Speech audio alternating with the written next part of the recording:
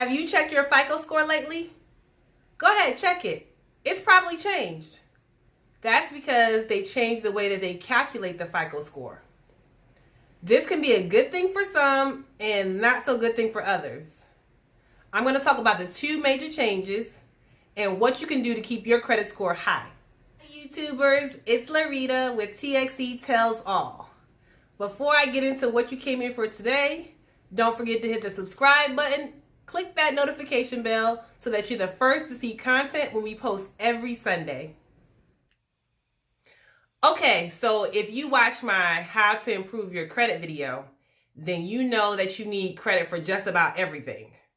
To buy a house, to buy a car, even some jobs require it.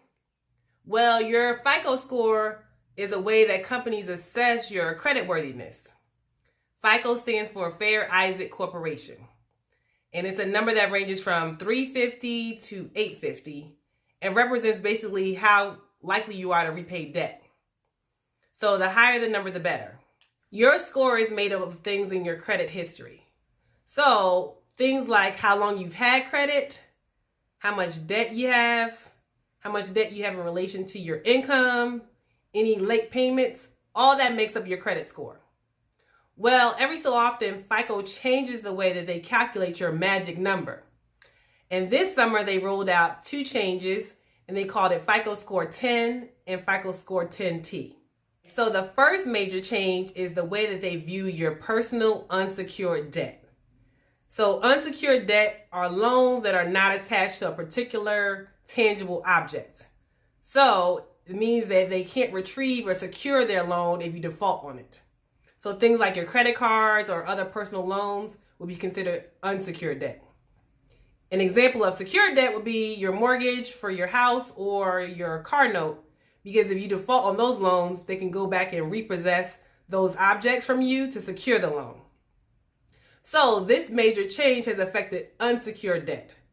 So for some of you, that may have been a good thing. You may have noticed that your score jumped mysteriously. That's why. For some of you, it may have not been such a good thing. But watch to the end. I'm going to show you some ways that you can improve your credit as well. Think of your FICO score as a pie chart.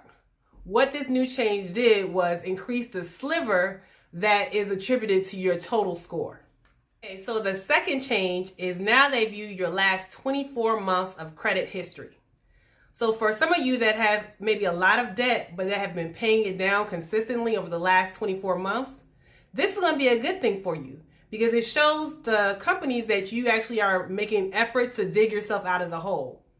I know some people use the Dave Ramsey method, where it's called the snowball, the debt snowball, where you line up your credit cards or your debt from smallest to biggest, and you start attacking them one at a time. So you pay your smallest one off first while paying on the minimum payments for your larger ones until you finish that first one, and then you move on to the next one. So with this change, it would actually help those that are trying to actually help themselves get out of debt. So lenders can actually choose whether they want to use this new FICO score calculation. So don't feel bummed out if you feel like your score has decreased with the new FICO score 10 or 10T. It's kind of like the new iPhone iterations where some people may have the new version or some people may not. And so lenders can actually use the older versions of the FICO score, the FICO score 8 or 9. And some of them may actually use it because it might be in their favor and yours to use it. When they underwrite a loan, they have certain qualifications they must meet. And if using FICO score 8 or 9 helps you get the loan, they get your business and you get what you want. So don't be shy about speaking up and saying, hey, my score used to be this way before the new calculations. Can we use that when you're actually doing the underwriting of my particular loan? And that way you can still get what you want and still work on trying to pay down your debt, your personal unsecured debt, so that that won't be a factor in your score going forward. Okay, so now you know why your FICO score has changed or will be changing in the next month or so. And I gave you a couple of tips of how you can improve your credit.